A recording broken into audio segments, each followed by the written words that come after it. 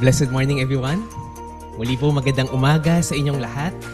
Moms, thank you for all the love and the care that you pour out for the family.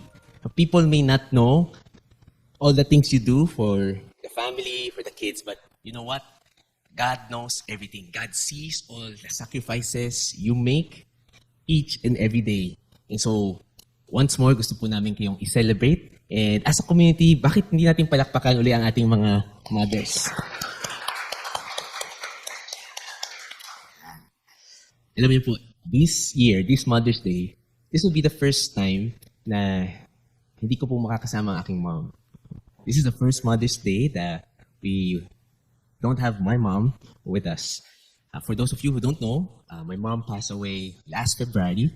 And wala naman siyang prior health condition, but hindi lang siya gumising. She just had a good sleep, and hindi na po siya gumising.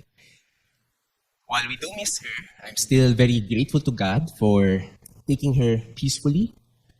Hindi na po siya nahirapan, hindi na kailangan mag-suffer. And because she's a follower of Christ, I know for a fact that she's in heaven, and I'll see her again in the future. Now, as I think of my mom and remember her this Mother's Day, I'm reminded of this truth. A big part of who I am today is directly shaped by my mom. A lot of the traits that I have, I actually inherited from her. Well, of course, my dad also has a big part kung sino ako ngayon. And as their child, I inherited a lot of things from my parents. And the reality is, this principle holds true for each of us. It holds true for each of us. A big part of who we are today is directly shaped by our parents. Think about it. Like it or not, there are many things that we inherited from our moms and our dads. Yung iba sa inyo ngumingiti, no? Hindi ko alam kung natutuwa kayo o hindi. And science actually backs it up. That we inherit things from our moms and dads because we share the same genetic line. Their genetic information is passed down to us. In fact, I made a research on 10 specific traits that we inherit from our parents. And I'd like to share this with you. May 10 pong traits na minamana natin sa parents natin. Eh, gusto kong ipamahagi. But to make our discussion more interesting, I'd like you to guess whether this trait is most likely or more likely passed down from our mom or our dad. So, mas pinapasa ba to predominantly to our dads or to our moms? Kasi yung iba, we tend to inherit from our moms exclusively. Yung iba sa dads natin. So, I'd like you to guess which is which. So, pag moms, sabihin yung moms. Pag dads, sabihin yung dads. Game ba kayo? Game. So, ito. Ay, ang bilis, no? Ang bilis, no? So, ang pagdating sa hairline, ano sa tingin nyo? Moms or dads? Okay. Well, ang right answer is mom. Nanay nakukuha ang hairline. So, JC, ano mo na? Okay. Oh, this one. Height. Nako. Sa tingin nyo, fathers? Sino sasabihin sa inyo sa tatay nakukuha? No, marami. How about moms nakukuha? Well, studies show that the genes of the father are important in stimulating growth and therefore height. So sa tatay nakukuha. So kung feel nyo, hindi kayo satisfied sa height nyo, alam nyo na sino sisisihin. Ito, interesting to. Our sleeping pattern. Kung paano ka matulog, malikot ka ba, or kunyari may insomnia ka, kanino mo tend na kukuha to, na inherit tong trait na to? Kung sino nagsabi sa tatay? Fathers? Okay, how about moms? Yeah. Well, the right answer is from our moms. This means that if your mother is a night owl or an early bird, you may be one as well. Ito, interesting. Crooked teeth. Pag hindi pantay-pantay yung ngipin mo. Moms or dads? Kanina nyo kayo namamana. Sabi nyo, moms, marami, mommy. Well, according to research, namamana natin to sa ating tatay. If the father has poor dental health, the child is more likely to visit the dentist's office more often than his peers. even if his mother has a great set of teeth. Interesting. Ito. Your child's gender, or the gender of the child. Kanino na kukuha yan? Sa moms or sa dads? Sino nagsasabi sa moms? Okay, meron. How about dads? Ayan. Well, itong particular na trait na to, dads are 100% responsible for the gender of their newborns. Alam niyo yung X and Y chromosome? Tama, Sai? Ang Y chromosome nang gagaling lang sa dad. No? So, exclusively, yun. No? So, kung gusto niyo magkaanak na lalaki, hindi kayo nagkakaanak na lalaki, alam niyo na. Because mothers only pass X chromosomes. So, the fathers are in total control of gender. How about this one? Poor eyesight. Kung may eye condition ka, most likely, kayo mo naman na yan. Moms or dads? Sino nagsasabi? Moms. Siguro mga mom niyo malabong mata. Okay, dad. Meron nagsabi. Nako, Uncle William. Okay? Well, recent studies suggest that a person's eyesight and eye structure are inherited from mothers. And so, eye conditions that the mother has can be passed on to the offspring as well. Interesting, right? How about this one? Dimples. Kanino kaya natin namamana ang ating dimples? Asawa ko may dimples, mga anak ko. Moms or dads? Moms. Ayan. How about dads? Ayan. Dimples are assumed to be inherited since they are a dominant genetic trait and are more commonly inherited from the father. Sa tatay nakukuha ang dimples. Fingerprints natin. Moms or dads? Tingin niyo. Fingerprint patterns are genetic traits inherited from our dads. Tatay din. Ito, interesting to. Nakita ko lang tong information to. Diba, meron sa atin iba, pag nag-sneeze, yung tuloy-tuloy, aching. Ang tawag pala daw, Achu syndrome. And question, kanino na natin nakukuha yung Achu syndrome? Sa moms or sa dads? Sabi ni Uncle William, sa mom. Okay? What do you think? Well, according to studies, we get this from our dads. Ito na, the 10th one, pinaka-importante. Kanino natin namamana ang intelligence? O yun, lakas ng mga lalaki, boses, right? Okay? So tingin nyo, moms or dads? Sino sabi moms? Okay? Sino sabi mom or dads? Dad. Ayan, yan. Well, because it's Mother's Day, okay, I concede. But studies say that we get our intelligence from our moms. In fact, according to a study, the best predictor of intelligence is the mother's IQ. Kaya pala, ang tatalino ng mga anak namin. No? Now, I know why. So, there you have it. 10 specific traits we directly inherit from our parents. I don't know if you're happy with these new discoveries or not. Sa inyo, hindi natutuwa. Si JC at least may mga na-discover. But those are what studies say. Again, a big part of who we are today is shaped by our parents. And there are things we inherit from our parents genetically. Both the good and the not so good. If our parents have diabetes, we are also prone to have diabetes. If may heart problems ang ating parents, malaking chance na papasa sa mga anak yung ganung kondisyon. Why? Because that's how genetics work. And we can't do anything about it. Our parents pass down to us their genes, and we inherit even the bad things genetically. Which should make us all wonder, do we also inherit things spiritually? If we can inherit things genetically, can we also inherit from our parents spiritual things? Particularly yung spiritual baggage ng parents natin. Spiritual baggage like our sins, our guilt, our spiritual judgment. Pwede ba yung ipamana at ipasa sa mga anak? For example, if a dad is an alcoholic, does the child also inherit the sin of the dad? Mamanahin ba ng anak yung pagiging alcoholic ng tatay niya? And will the child inherit the guilt of his parent? Or will God hold the child responsible for the sin of his parents? You see, these are important questions to answer, especially this day and age. In fact, there's a growing trend in some religious circles today that promotes a doctrine called generational curses. Have you heard of this term? Generational curses. Some of you are nodding, narinig nyo na.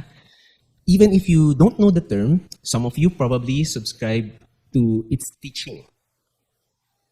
Many believe that if your family or your family line is marked by poverty, marked by sickness, by divorce, anger, or other ungodly patterns like addiction, you are most likely under a generational curse. And you've inherited certain ancestral sins. Meron kayong namana. And you are cursed because your ancestors committed certain sins in the past. And hanggang ngayon, you are paying for the sins of your parents and your ancestors. Generational curses. But the question is this teaching about generational curse really biblical? And do we really inherit the guilt of our parents? And does God hold kids responsible for the sins of their parents? Let's read our sermon passage for this morning, found in Exodus chapter 20, verses 4 to 6. Why don't we all read this out loud? Verse 4. You shall not make for yourself an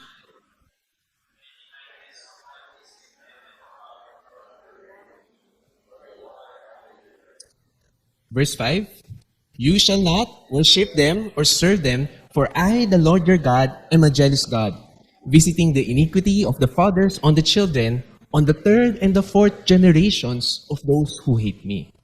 Verse 6, but showing loving kindness to thousands, to those who love me and keep my commandments.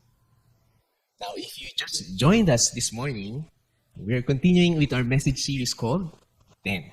And for those people here on site, can we all say this word together? 10. Yeah. Together we've been studying the 10 commandments that God gave His people. And here's a quick recap of what we've studied so far.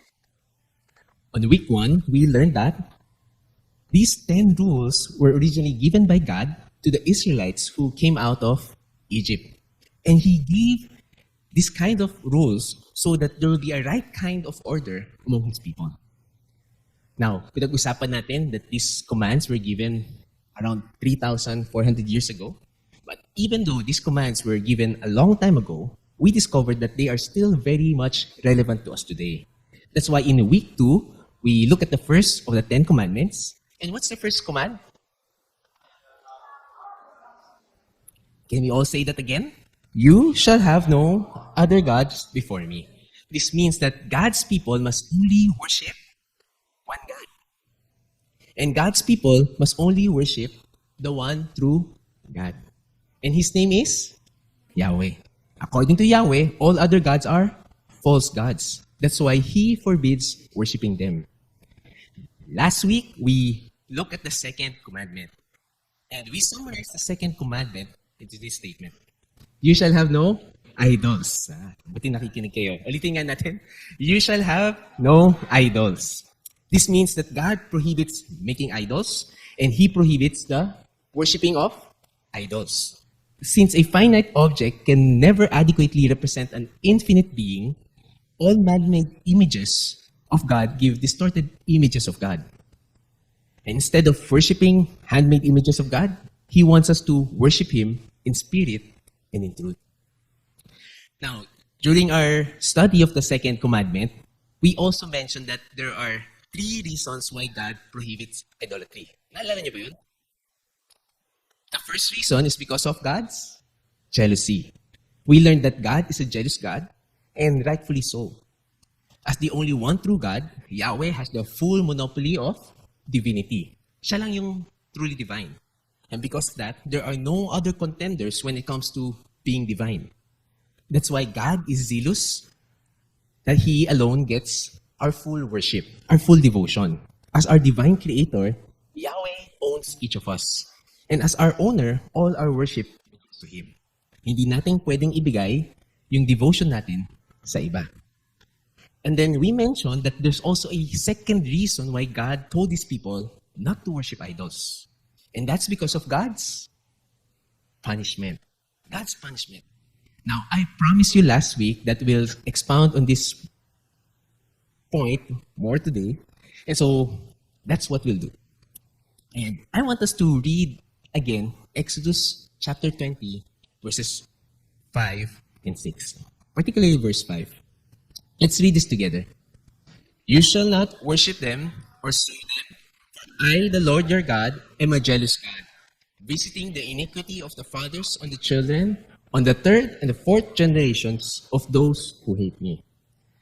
In another translation, it says, you shall not bow down to them or worship them, referring to idols, for I, the Lord your God, am a jealous God, punishing the children for the sin of the parents to the third and fourth generation of those who hate me. Now again, what does punishing the children for the sin of the parents mean? Ano ba ibig sabihin yan? And does this mean that we inherit the guilt of our parents when we sin? And if yes, how is it fair for God to punish the children for the sin of their parents? Parang unfair. Bakit pinaparusahan ni God yung mga bata kung magulang ang nagkasala? Earlier, I mentioned that there are groups who promote a teaching called generational curses. And they use Exodus 20 verse 5, the verse that we just read, as a reference for this teaching, for this doctrine. Sabi nila, Exodus 20 verse 5 teaches generational curses. Now, the simplest definition of a generational curse is this. It's the belief that a person inherits judgment for the sins and wrongs committed by his or her ancestors. It's a belief that someone would inherit judgment, guilt, for the sins and wrongs committed by his ancestors. Now, at the core of this belief is that there's this ancestral curse. There are misfortunes that tend to happen over and over again from one generation to the next because meron tayong curse. That there's some kind of punishment from God upon individuals because of the sins of the former generations. So may nagkasala dati, and hanggang ngayon, nandun pa yung curse sa atin. Some would even say that a generational curse is a spiritual bondage that is passed down from generation to generation. And there are demons being passed from generation to generation. And that this curse is passed on by demonic or satanic forces. The curse may manifest in different forms throughout generations. Like, posibleng through poverty. So, kunyari, you're suffering from poverty. Posibleng you're under a generational curse. Some, it can manifest now through addictions, like drug addiction, sex addiction. Or it's also possible, sabi nila na kung may mental illness ka, you're suffering from depression, you have bipolar syndrome, you're schizophrenic, may depression ka, kasi meron kang generational curse, may ancestral curse ka. Some would even link generational curse to physical illnesses. Kung meron kang heart disease, may cancer, may hypertension, may kung ano nung hindi ma-explain na sakit sa pamilya mo, lagi kayo may sakit. Siguro may ancestral curse kayo. Or possibly, if there's some form of immorality sa family, like incest, or may naka-experience ng rape, or chronic failures in life, hindi nagsasucceed sa work, laging may failure sa office, or possibly sa relationships. Posibleng sasabihin na because you're under a generational curse. You see, if you are the person with the supposed generational curse, you'll be told that you need to undergo deliverance ministry.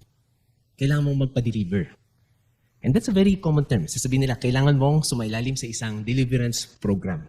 Kailangan mong pa-deliver. According to them, having Jesus as your Savior is not enough. Yes, even if you're a Christian, they'll say that demons may have gained access into your life because of certain ancestral sins. Christian ka, pero kasi meron kang ninuno dati na nag-o-offer ng pagkain sa cows or nagbabow down sa mga buwan o sa ibang animals. So, meron pang natira, may remnants yan sa'yo, may curse. And because of your ancestors' sins, sabi nila, you would need special deliverance that would involve special prayers. Usually, there will be this religious person or group whom you have to approach para ipagdasal ka, para ma-deliver ka. Now, at the same time, they'll say that you must confess the sins of your ancestors. Importante yun. Kailangan mong isa-isahin. Kailangan mong i-verbalize. Kailangan mong i-renounce yung mga sala ng ancestors mo. Isa-isahin mo. That way, you'll be able to finally break free from spiritual bondages para matigil na yung generational curse once and for all. Hindi na yung mapasa. Now, interestingly, this teaching is becoming more and more popular these days. In fact, ang daming groups that would promote this idea of generational curses. If you go to YouTube, many religious teachers would tell you that you have demons inside of you. That even if you are a follower of Christ, kailangan mo mag-undergo pa rin ng deliverance ministry. Or else, again, you'll still be in bondage to demons. And you won't experience true spiritual freedom. You'll continue to experience misfortunes over and over again from one generation to the next because of your ancestral curse and because your ancestors committed certain sins. So again, biblical nga ba itong teaching about generational curses? And the followers of Christ need deliverance from generational curses. And is this punishment? Is this the kind of punishment Exodus 20 verse 5 is talking about? To answer these questions, I want us to read some passages in scriptures and then afterwards, we'll go back to Exodus 20 verse 5. So titingin muna tayo ng iba-ibang passages. Tapos balikan natin yung Exodus 25. Let's start with this passage in Jeremiah. Jeremiah 31 verse 30. Can we all read this verse aloud? Instead, everyone will die.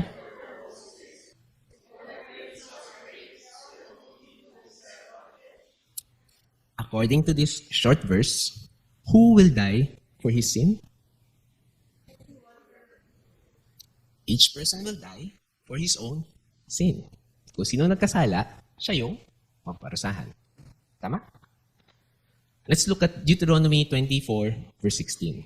Can we read this out loud? Parents are not to be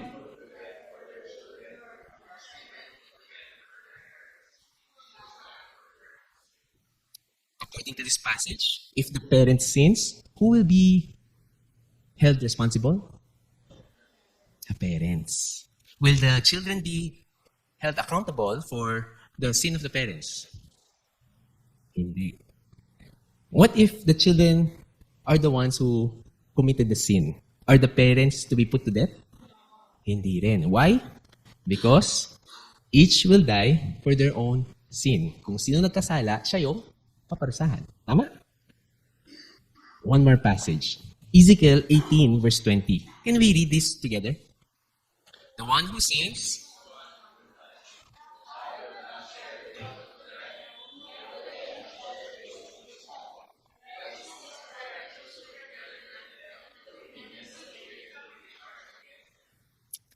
okay.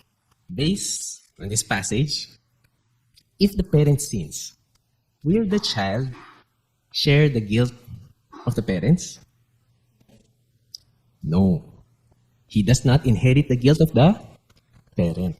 Tama? The same thing is true when the child sins. The parent is not held responsible for the sins of the child. Agree? Yun yung nakasulat. Claro. The one who sins is the one who will receive direct judgment. In this case, judgment is death. The righteous will not be held responsible for the wicked, while the one who is guilty of wickedness will be held directly responsible for their sins. So let's recap what we've seen so far. According to the three verses we read, each person is directly responsible for his own actions. If a person sins, direct judgment applies to that very person who committed the sin. Children don't inherit the judgment of their parents' sin, and they don't inherit the guilt of their parents. Right? They aren't held responsible by God for the sins of their ancestors. This means we shouldn't attribute all of our misfortunes to our parents. We shouldn't put the blame on our ancestors if we struggle with certain sins in the present. Kasi ang bilis nating ilagay yung blame sa ibang tao when we experience misfortunes. Ang bilis nun. When, in fact, we are directly responsible for our actions. In God's economy, each of us is directly responsible for our own actions. And this truth is repeated again and again in various parts of scriptures. Each person has an individual responsibility before God. Everyone will have to give an account for his own deeds. Dapat, clear sa atin yun. Clear? Clear. And so, balik tayo. Pastor Don, how do we reconcile those verses with Exodus 20, verse 5? Right? We saw a while ago na sabi natin, pag-aralan natin, if children aren't held responsible for the sins of their parents, then why did God say in Exodus 20 verse 5 that He'll punish the children up to the third and fourth generations? What does Exodus 20 verse 5 mean? Well, here's what we need to understand. Exodus 20 verse 5 is not about generational curses, but it's about generational consequences. Exodus 20 verse 5 does not teach about generational curses, but it teaches generational consequences. And there's a massive difference between the two. Not curses, but consequences. Balikan natin yung Exodus 20 verse 5. Again, let's read. You shall not worship them, referring to idols, or serve idols, for I, the Lord your God, am a jealous God, visiting the iniquity of the fathers on the children, on the third and the fourth generations of those who hate me. Other translations, punishing the children on the third, fourth generations.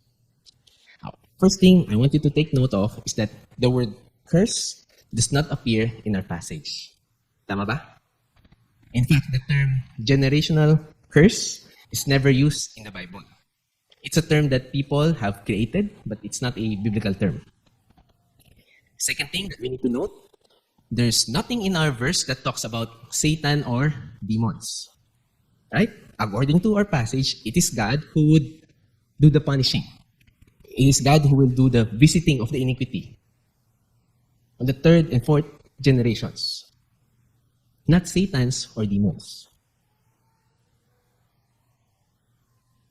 Third thing, what we see in this verse is the concept of generational consequences, not generational curse.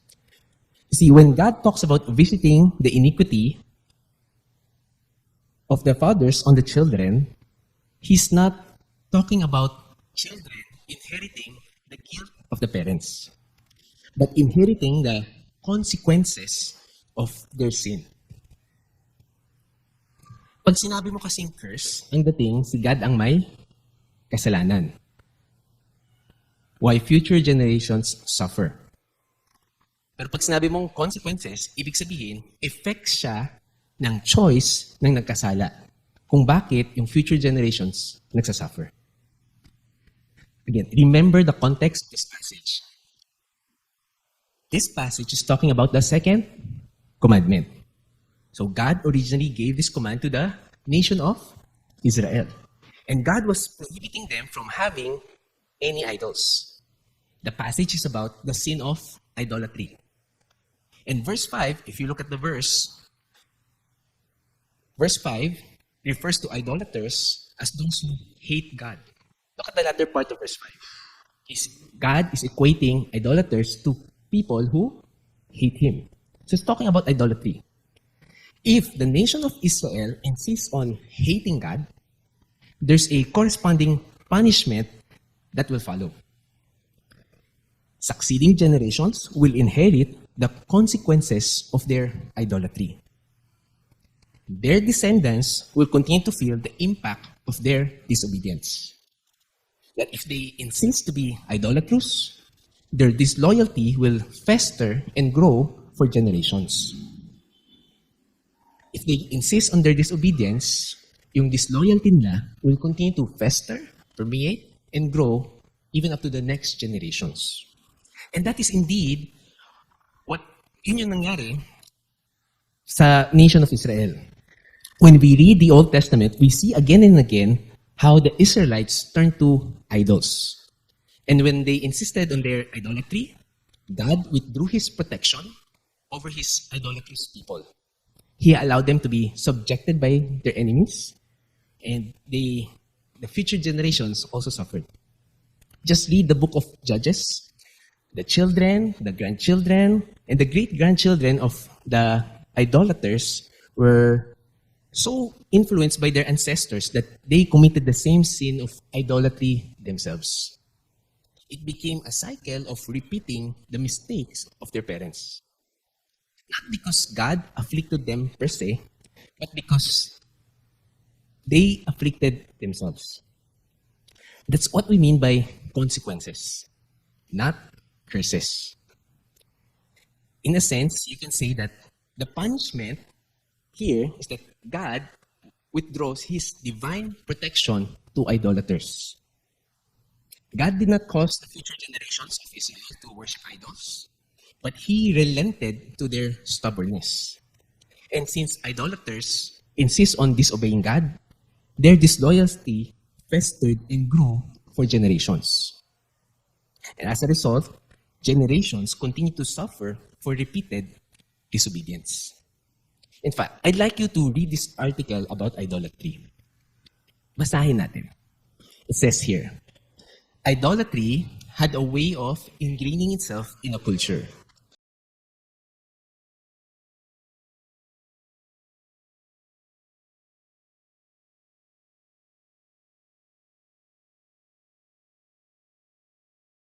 Think about it. Idolatry is so steep in our households. If we grew up seeing our parents devote themselves to man-made idols, we are most likely to devote ourselves to idols as well. Not because we are cursed, but it's a consequence of being raised up in a home that's devoted to idols. Dahil yung environment ng kinalakihan natin, idol worshippers, we are greatly influenced to become idol worshippers as well. Kasi we copy what we see, so that the next generation also copy what we do. If our kids see that we have religious images at home, sila rin, paglaki, maglalagay rin sila ng religious images sa bahay nila. Kasi yun yung exposure nila. Not because they are cursed, but it's the natural consequence of our actions. And that's how devastating the sin of idolatry is. What our kids see us worship, they'll likely worship as well. If they hear us pray to statues, they'll likely also pray to statues. If they know that we venerate religious objects, they will likely venerate religious objects.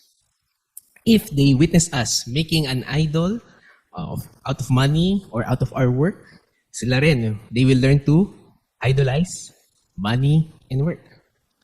If they see us idolizing materialism, material things, material possessions, sila rin, they will tend to be materialistic. Not because they are cursed, but it's a consequence of our idolatry. And that cycle tends to repeat itself through generations. And in that sense, we pass down the consequence of our sins. You see, while our kids don't inherit the guilt of our sin, our kids inherit the effects of our sin. In essence, this principle of generational consequences apply to other areas of life as well. If a parent practices lying, and deception at home, the children will grow up lying and deceiving as well. The parents, kung hindi nila priority ang mag-worship together sa church on a Sunday, hindi sila pupunta ng church, hindi ang priority sa lives nila, malamang sa malamang, when the children grow up, sila rin, hindi nila magiging priority yung church life. God does not hold our children guilty for the sins that we commit, but our children still bear the consequences of our sins. Even as we suffer the consequences from our parents' sins. In choosing to repeat the choice of their parents, they open themselves to the same habits. Truth is, our sin will always have an effect on others. And there's actually no such thing as a private sin. Feel mo private mong ginagawa, pero it will always have a public effect. Whether you're a child, a parent, a grandparent, or a future parent, your sin will always have an effect on others, especially your kids and future generations. While God doesn't hold our kids responsible for our sins, for our wrongdoing, our sins will still have effects and they will have an impact in the lives of future generations, whether directly or indirectly. See, God gave 3 reasons why we shouldn't worship idols. The first reason is His jealousy. He alone deserves our worship, and He alone deserves our devotion. The second reason is God's punishment. When we insist on our idolatry will fester and grow for generations.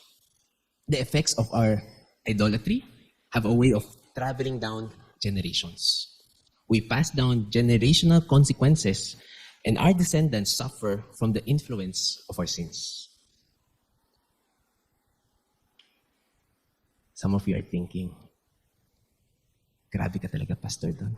Mother's Day na Mother's Day. Ganyan yung topic natin. No? I wanted to join this morning, so I'll be encouraged. No?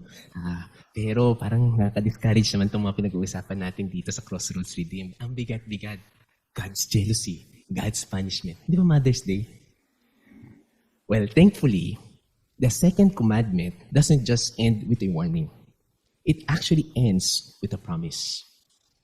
In fact, the third reason why God prohibits His people from worshiping idols is because of God's loving kindness. Can we all say that together?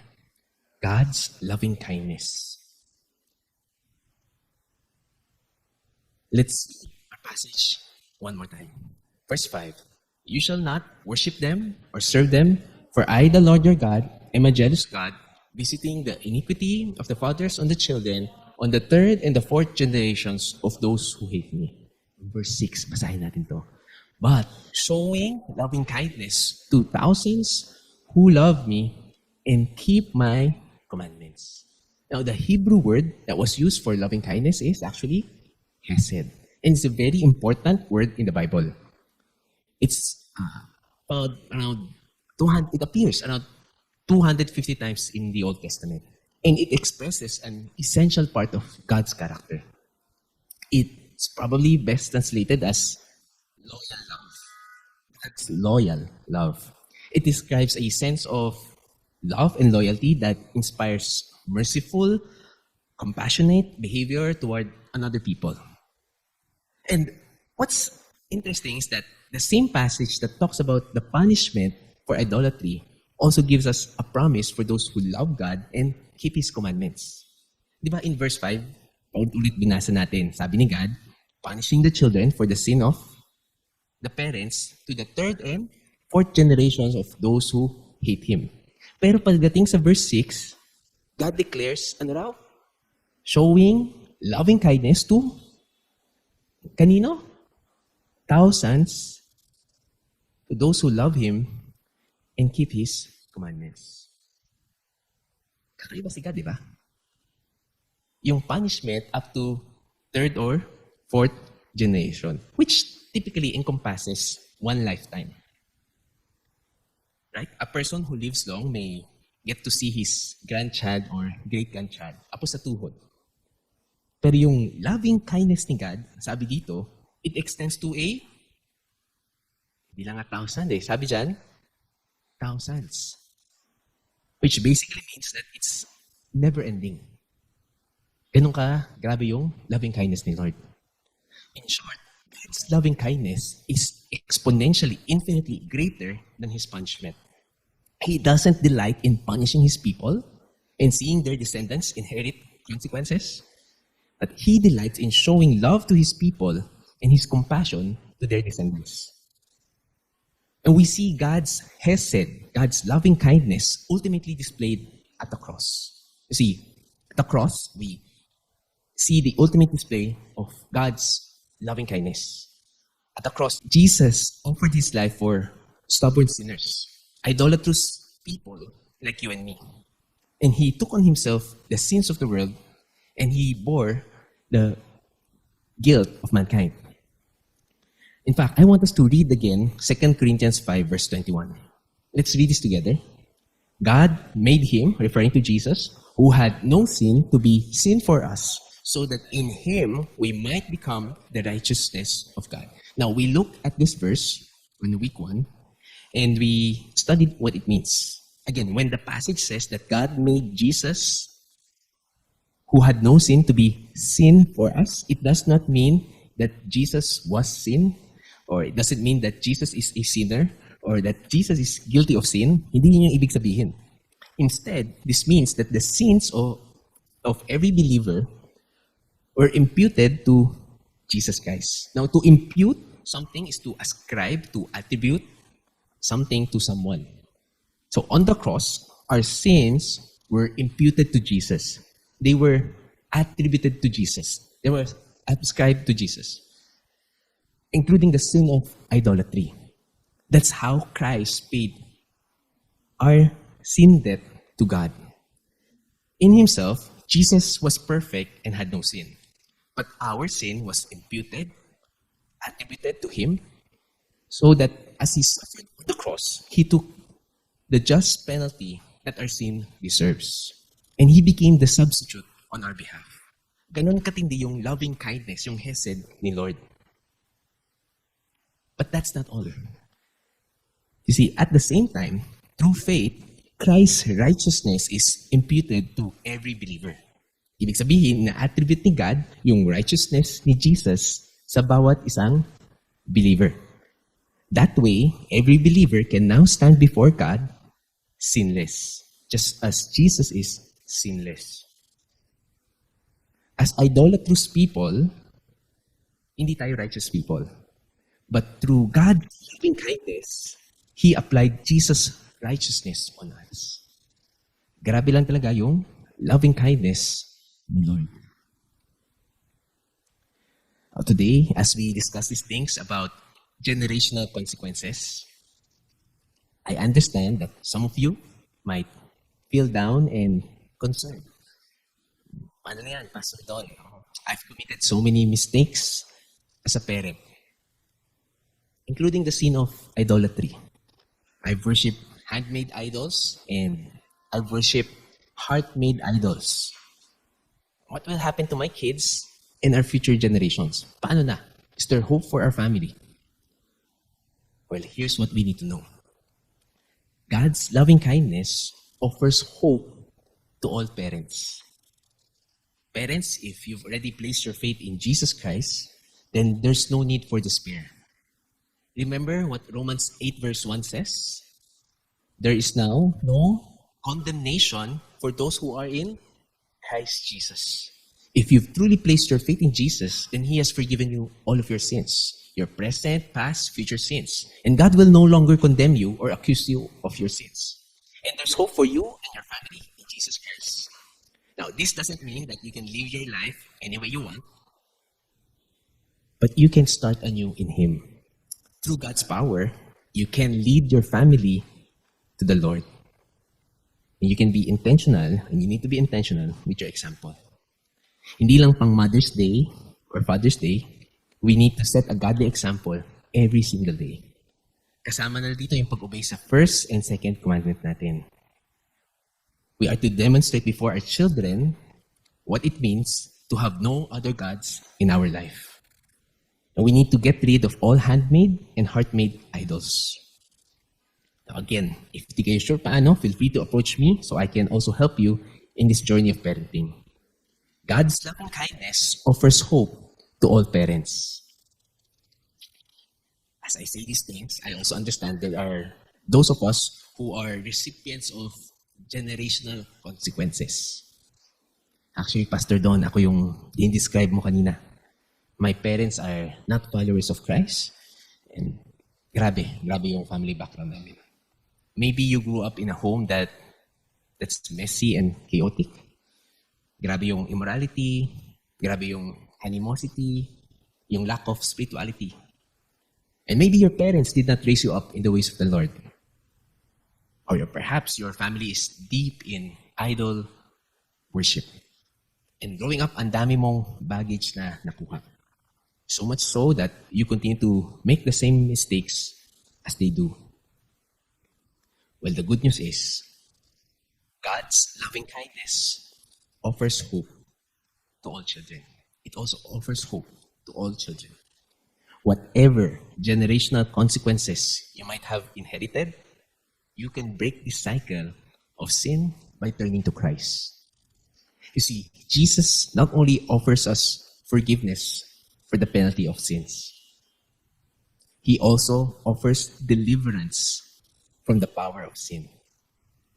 Remember what 2 Corinthians 5:17 says?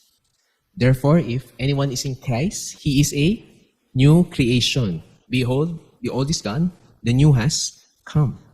If you are already in Christ, there's no need for you to sign up to a deliverance program, deliverance ministry. Hindi mo kailangan magpa-pray para lumabas yung demonyo ng mga ninuno mo sa iyo. Or mag-follow ng certain steps and formula para mawala yung curse sa buhay mo.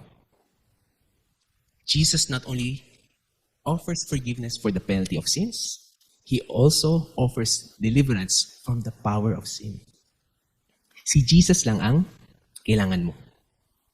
He is the deliverer that you need. If you are in Christ, you have been made new, brand new. And you can now choose to follow God regardless of your spiritual heritage. Kung ano man background niyan, kay Christ, binago ka niya. You're made brand new. In Jesus, you can live victorious lives regardless of what your ancestors did in the past.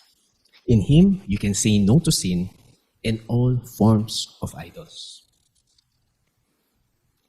Friends, the second commandment is this: you shall have no idols. God prohibits making idols and worshiping idols because of His jealousy, of His punishment, and because of His loving kindness. Our sins affect the people around us, especially our kids. So let's repent of our sins and let's set a godly example to the next generation.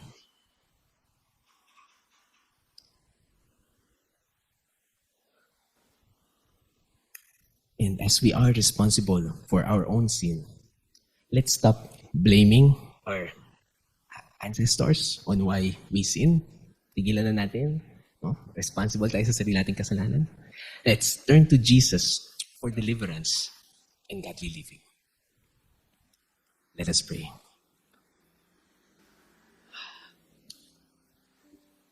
Father, once more, we thank you for your grace in our lives.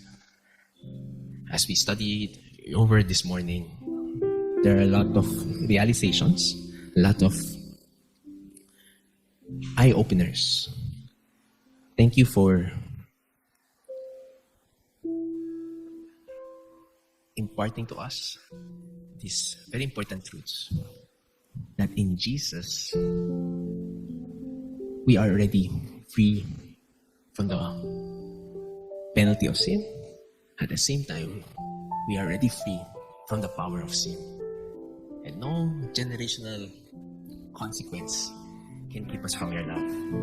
So I pray for each one of us here that we will really surrender ourselves to you. that we will commit to follow you and you alone. Help us to turn to Christ day in, day out. Help us to truly repent from our sins. Lord, I want to especially pray for the parents here in our midst. Mahirap pong magpalaki na anak. Mahirap din pong umabay and maging mabuting example sa aming mga loved ones. But God, we thank you again because in Christ, we can live victoriously. And God, thank you for your loving kindness. We know, Lord, we can live lives that are honoring to you through the enabling of your Holy Spirit. So would you grant special grace, an extra portion of your strength and wisdom to every parent in this place. Tulungan po kami na magawa ng tama yung mga bagay na gusto nyo. To love you above everything else. To have no other gods before you. And to not put any idols beside you. Thank you, Lord, for your loving kindness that extends to generations. In Jesus' name we pray. Amen and amen.